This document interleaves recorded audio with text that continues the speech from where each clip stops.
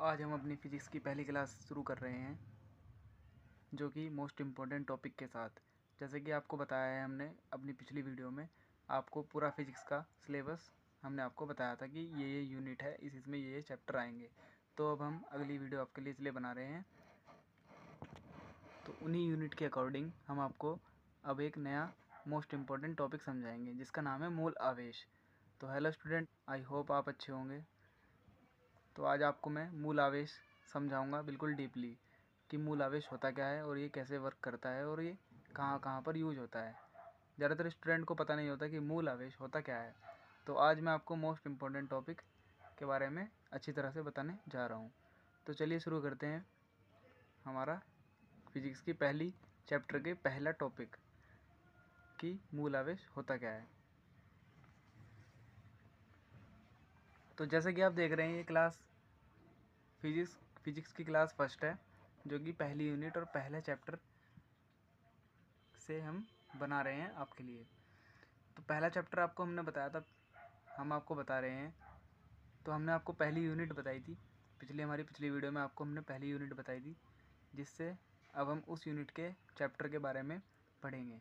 तो पहला चैप्टर है उस यूनिट का, पहली यूनिट का पहला चैप्टर, वैद्युत क्षेत्र एवं कूलाम का नियम। यह चैप्टर का नाम है। इसके अंदर कई सारे टॉपिक आते हैं जो कि हम आपको अच्छी तरह से समझाएंगे। तो जैसे कि हमने बोला था कि भी हम आपको मूल आवेश के बारे में समझाएंगे कि मूल आवेश होता क्या है। तो ये चैप्टर चैप्टर का पहला टॉपिक है हमारा मूल आवेश तथा आवेश की परमाणुकता। ज़्यादातर बच्चों को पता नहीं होता है कि मूल आवेश होता क्या है। तो कोई मूल आवेश को कुछ और डिफाइन करता है, कोई कुछ और बताता है। तो आज हम आपको अच्छी तरह से बताएंगे कि मूल आवेश होता क्या है। तो जैसे हम इसकी परिभाषा की तरफ चलते हैं, तो हम इसकी परिभाषा को बताते हैं आपको।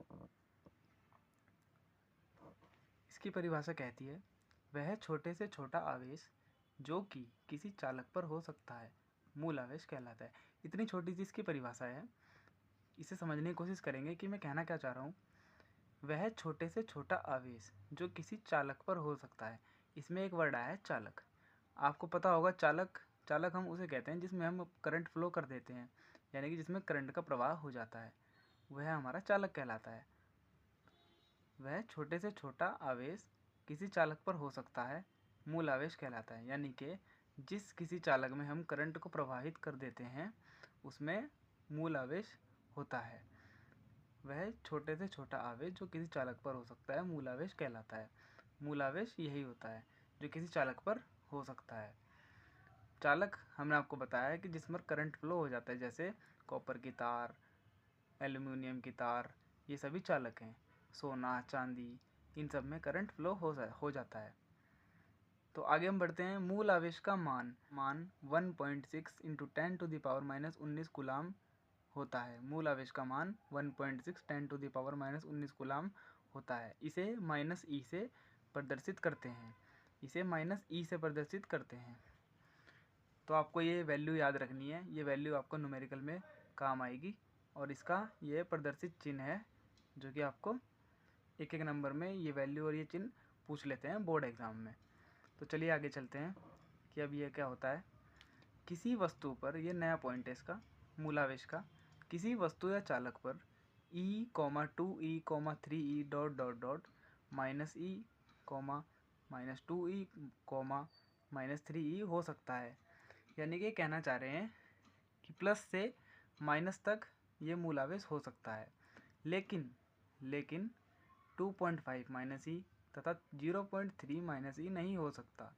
यही इसका एक पावरफुल पॉइंट है कि मूल आवेश जो है वो पूरा हो सकता है, प्लस में हो सकता है, माइनस में भी हो सकता है, लेकिन उसे हम विभाजित नहीं कर सकते। पॉइंट में हम मूल आवेश को नहीं लिख सकते। यही एक मूल आवेश का मोस्ट इम्पॉर्टेंट पॉइंट है। तो एक अर्थात हम इसे समझाते हैं आपको, मूल आवेश को हम विभाजित नहीं कर सकते।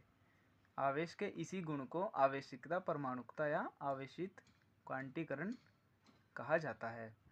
यानी कि मूल आवेश को हम पूरा लिख सकते हैं, यह इसकी कंडीशन होती है, इसको हम विभाजित नहीं कर सकते। यह मूल आवेश का आवेशित परमाणुकता का नियम कहलाता है। तो आप समझ गए होंगे अच्छी तरह से कि मूल आवेश होता क्या है। मूलावेश छोटे से छोटा वह आवेश होता है जो किसी चालक पर हो सकता है। इसका वैल्यू 1.6 10⁻⁻19 कूलाम होती है। इसे -e से प्रदर्शित करते हैं और इसे हम पूरी वैल्यू में लिख सकते हैं, बल्कि हम इसको विभाजित नहीं कर सकते। ये हमारा मूल आवेश होता है। आई होप आपको अच्छी तरह समझ आया होगा स्टूडेंट। ये हमारे फिजिक्स की पहली यूनिट के पहले चैप्टर के पहला टॉपिक है, जो कि हम आपको समझा रहे हैं कि मूल आवेश होता क्या है। बाकी हम आपको और भी इसके आगे टॉपिक हम आपको वीडियो बाय वीडियो आपको समझाते रहेंगे। तो हम आगे चलते हैं।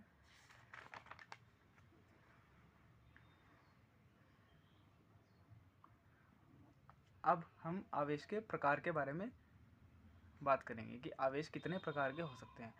आप सभी जानते होंगे और हम आपको बताते हैं कि आवेश दो प्रकार का होता है, एक धन आवेश होता है, एक ऋण आवेश होता है। धन आवेश को हम प्लस साइन से प्रदर्शित करते हैं और ऋण आवेश को हम माइनस साइन से प्रदर्शित करते हैं। ये दो प्रकार के हमारे पास आवेश होते हैं। तो एक पॉइंट ये आता है, दो आवेशों के बीच लगने वाला बल, यानी कि जब हम दो आवेश को आपस में परस्पित करवाएंगे तो उनमें जो फोर्स लगेगा वो किस प्रकार का हो सकता है। तो इसकी दो कंडीशन होती है। पहली कंडीशन जैसे दो समान आवेशों के बीच प्रतिकर्षण बल लगता है। पहली कंडीशन हमें कह रही है कि दो समान आवेशों के बीच प्रतिकर्षण बल लगता है। तो हम इसे अप्लाई कर सकते हैं। जैसे हमारे पास ये प्लस और प्लस दो आवेश हैं, दो समान आवेश हैं। तो जो दो समान आवेश होंगे तो उनमें प्रतिकर्षण बल लगेगा, यानी कि वो अपने से एक दूसरे से दूर की ओर जाएंगे। और अगर दो माइनस माइनस के आवेश हैं, ऋण आवेश हैं, तो वो भी दूर दूर भागेंगे क्योंकि वो समान आवेश है। यह नियम, यह कंडीशन बिल्कुल अप्लाई होती है। आपने अपने डेली वेज में भी देखा होगा। जैसे आप इसमें चुंबक होती है, चुंबक दो सिरे होते हैं चुंबक के, एक पॉजिटिव चार्ज होता है एक सिरे पर माइनस चार्ज होता है। तो जब आप दो चुंबक लोगे तो दोनों के पॉजिटिव चार्ज को आपस में लाओगे तो वो आपस में प्रतिकर्षित होंगी, ना करके आकर्षित होंगी। तो ये नियम यही कहना चाह रहा है कि आप दो समान आवेशों के बीच प्रतिकर्षण बल लगता है। आई होप आप समझ गए होंगे। एंड दूसरी कंडीशन ये होती है, दो विपरीत आवेशों के बीच आकर्षण बल लगता है, यानी कि जब हमारे दो विपरीत आवेश परस्पर जब हमारे दो विपरीत आवेश आपस में टकराते हैं तो वो आकर्षण बल को उत्पन्न करते हैं। यानी कि जब आप चुंबक के प्लस पॉइंट को और दूसरी चुंबक के नेगेटिव पॉइंट को आपस में लाएंगे तो वो आपस में चिपक जाएंगी। उनमें आकर्षण बल उत्पन्न हो जाएगा। तो ये हम आपको समझाना चाह रहे थे कि आवेश होता क्या है, मूल आवेश। आई होप कि आप समझ गए होंगे। तो स्टूडेंट, मूल आवेश को हमने आपको अच्छी तरह समझाया और आपको आवेश के प्रकार भी बताए। तो अब हम आपको अगली वीडियो में मिलते हैं नए टॉपिक के साथ फिजिक्स के। वीडियो पूरी देखने के लिए धन्यवाद स्टूडेंट। एंड हम आपको अगली वीडियो में नए टॉपिक के साथ मिलते हैं।